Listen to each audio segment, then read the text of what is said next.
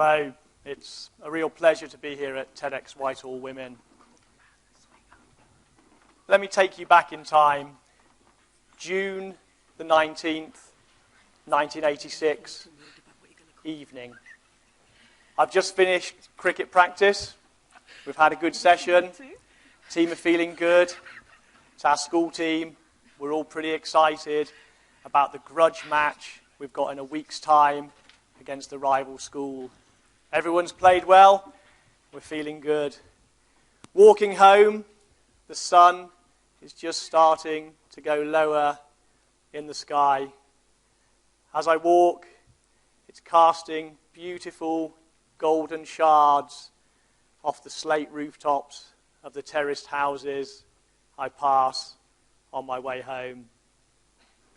I get home, and finally the sun sets, leaving a beautiful golden afterglow in the western sky. It's beautiful, it's brilliant, I'm happy. I go to bed, I go to sleep. I wake up the next morning, and I can't see.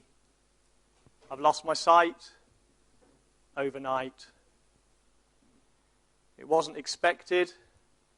It wasn't predicted. It certainly wasn't something I thought I'd have to face in my life, or even know anybody who would have to face that in theirs. But even in that first instant, that first moment of realization, I knew that it wasn't ever coming back.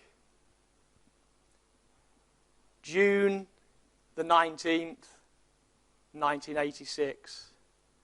A beautiful sunset, a brilliant sunset, the last sunset I would ever see. How do you carry on? How do you continue after something like that's happened? Sport was a massive thing for me. I played cricket, rugby, football for the school. Did this mean that for me, sport, maybe even life, it was game over?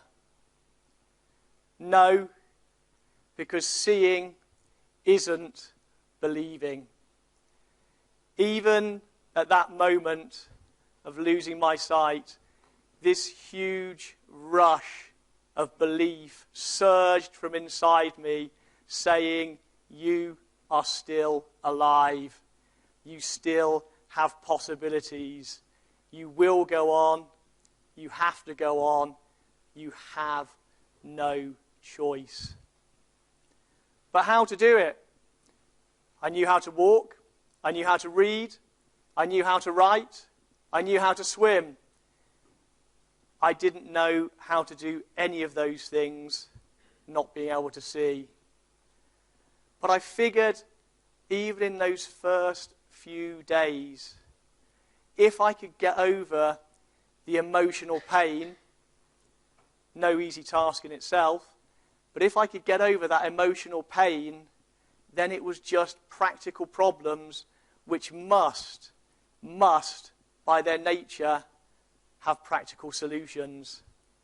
Practical solutions which I had to find. So how to go about it? Just going out the house, had to learn how to get about using a white stick to get around safely and to know where I was going. I had to learn to read, reading Braille and books on tapes. I taught myself to touch type, to be able to write, again, on what was quite a modern device at the time, a laptop computer. I had to learn those skills and hundreds more, because I believed if I could get those practical solutions to the practical problems, maybe, just maybe, I could achieve the 3 dreams I'd had since being really little.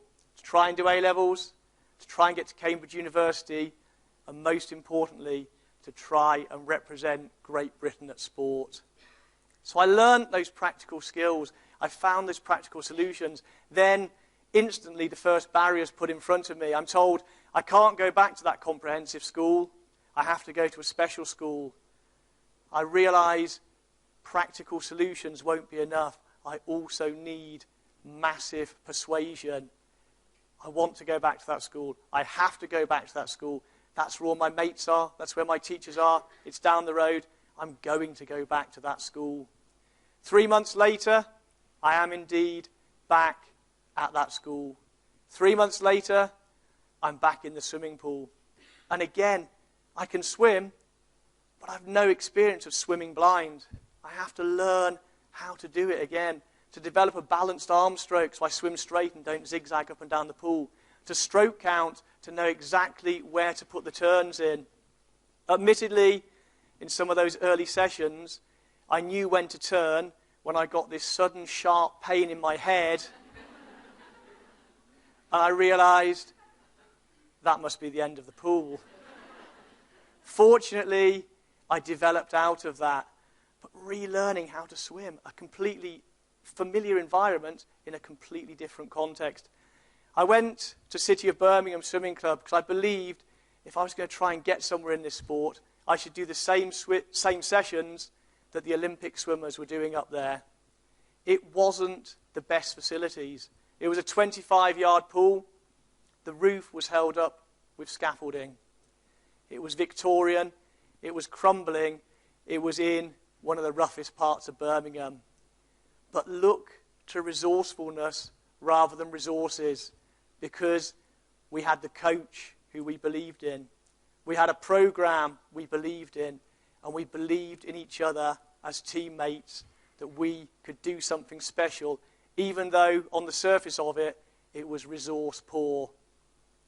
The one measure I put for everything I was doing at that time: will it make me swim faster?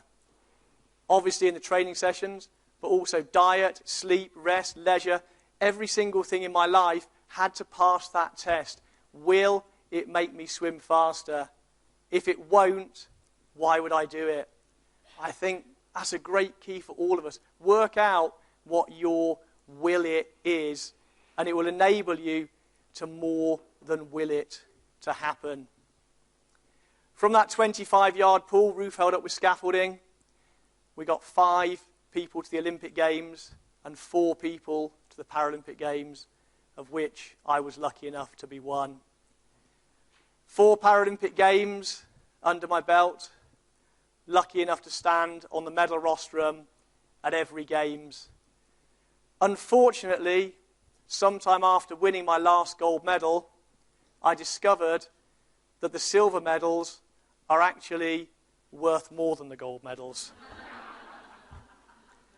My whole swimming career, a financial disaster. I should have had much more tactical second places. But for all those podium finishes, one moment in time equal to all of them, and that was getting involved with London 2012, the bid to potentially bring the Olympic Games and Paralympic Games back to London for the first time in 64 years. Could we do it? Imagine the small bid team we had, starting 10, 15, 20, up to 50 of us, believing that maybe, just maybe, if we commit, if we focus, if we believe, maybe we can just pip Paris to the winning post. Maybe. This is all in the context of a skeptical public and an almost totally negative press. Now, I know the concept of a negative British press is difficult to understand. Work with me. This is the context, and yet this small, tight team believed if we stuck to our mission, our vision, if we put athletes at the heart of every decision, maybe, just maybe, we could bring the Games back to Britain in 2012. July the 6th, 2005, surely the longest envelope opening in history. And we hear that word, London. And we know the Games is coming back. But that is just the beginning of the journey, a 7-year journey. if we've been focused, if we've believed during the bid, we need that in spades for the 7 years that are to come. To have everybody on the team focusing on exactly what we said at the beginning of the bid, to put athletes at the heart of every decision. Back to that, will it? Will it improve the experience for athletes? Will it enable athletes to have to focus on only one thing, doing the performance of their life in London 2012? If it won't, why would we do it? To have that at the heart of what we're doing, to have diversity and inclusion hardwired into every decision, and to use the games to inspire young people all around the world to choose sport. That was the bid. That was the beginning of our 7-year journey in planning the London 2012 Olympic and Paralympic Games. We had 7 years. From that first day, we still had to instill in everybody the sense of pace. Every day, every minute had to matter. We had the most immovable of deadlines. Nobody was going to say to us, wasn't the London Olympic and Paralympic Games sensational in 2013? We had the most immovable of deadlines. We measured it out in Tuesday mornings. We said to our staff, there are 300 Tuesday mornings to go, and we counted down like that. For the public who we had to get on board, we measured in years to go, in days to go, to build their belief in the project, their commitment and their excitement to get involved and have no option than to want to be part of it. Focus, pace, and building a winning mentality in the team. We said to everybody, we need you, there's no alternative, we need you to do the best work of your life. We need world-class performance to equal the world-class performance that the athletes will be doing in 2012. Nothing short of that. If we needed focus, pace, and a winning mentality for the Olympic Games, we needed it 1,000-fold for the Paralympic Games. I had a vision, I had a belief that we could do something incredibly special with the Paralympic Games in London in 2012. Stars aligned, but it wouldn't just happen. Everybody had to believe that alongside me. But look at the history. When Moscow won the right to stage the Olympic Games in 1980, they wrote to the International Coordinating Committee and said, we'd love to stage the Paralympic Games. Unfortunately, we're unable to because we don't have any disabled people in Russia. This is not that long ago. I looked to history again. I saw that no previous Paralympic Games had sold out or got anywhere near a sellout. And yet I knew if we were going to make this a game changer, we had to sell out. We had no choice. We had to get all Olympic sponsors, also Paralympic sponsors, never been done before, and we had to drive broadcast deals right around the world. Never been done before, never been done before, never been done before, but that is what I knew we had to do to make London 2012 Paralympic Games a game changer.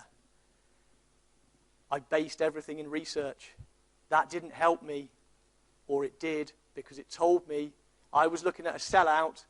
0% of people were prepared to say they were strongly likely to buy a ticket to come to the Paralympic Games. 0% of people, and I want to sell out. What to do? How to do it? I had to convince 8,000 full-time members of staff, 70,000 volunteers, over 100,000 contractors, convince them to share my belief, to share the possibility of the Paralympics.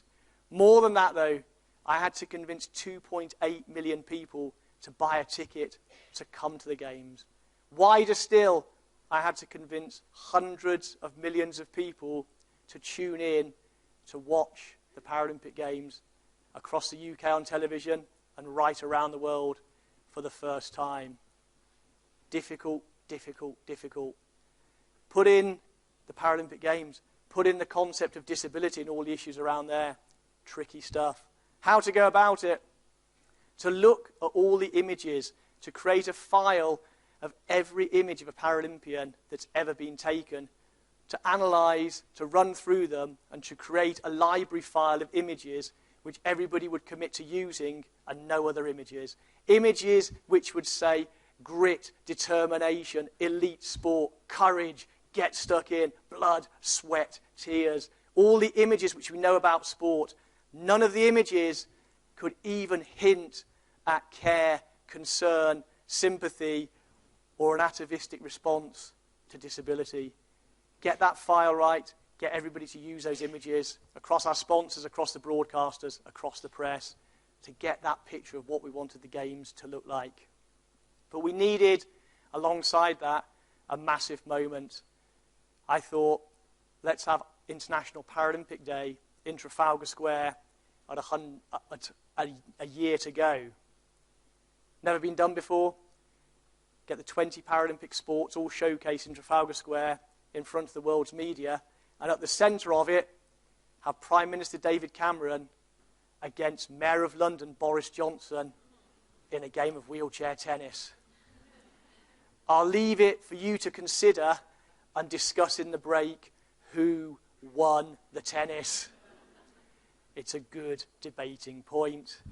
Reason for doing that: get the world's media snapping, broadcasting those images. Picture of the day in The Guardian, picture of the day in the Wall Street Journal the next day, broadcast around the world, then putting Paralympic tickets on sale, and in the first 2 weeks, shifting 1.1 million tickets for the Paralympic Games. That gave people even more belief. For people who were doubting at that point, at a year to go, they then came on board and saw that yes, we can sell this thing out. It is going to be different in London in 2012. So to the Games itself. 11 days of sensational sport. Yes, the swimming pool was excellent. Of course I'm going to tell you that. And of course it's true. But the athletic stadium, the velodrome, superb, and all sessions sold out. More than that, though, sports that people had never even heard of before the Games, never mind seen, also sold out. Wheelchair rugby, the Canadians call it murder ball. These guys mean business. They don't just have a physio on the bench, they have a welder. This is Paralympic sport at the sharp end. 11 days of sensational sport to change attitudes, to increase opportunities, to change the way people perceive, and to demonstrate what you can do when you get momentum behind an idea, behind a concept, and convince 8,000 full-time, 70,000 volunteer, and 100,000 contractors to share that belief and be part of it. London 2012 Paralympic Games demonstrated how we need to move from seeing to being. A Games made in Britain, representing a modern, diverse Britain, but crucially, a Games built on the bedrock of unshakable belief. To turn to a great believer, Mr. William Shakespeare, the fault, dear Brutus, is not in our stars, but in ourselves, that we are underlings. Underlings, be gone. Let belief blast us into the characters we can be, not the caricatures of our own or someone else's scared scheme. I've been extraordinarily lucky to get to Cambridge University from a failing comprehensive, to get to the medal rostrum at 4 Paralympic Games from a dilapidated swimming pool in Birmingham, to lead the team that planned and delivered the London 2012 Paralympic Games. All of these experiences out of sight. Ladies and gentlemen, seeing isn't believing. It's belief. Belief that brings forth the vision. Thank you very much.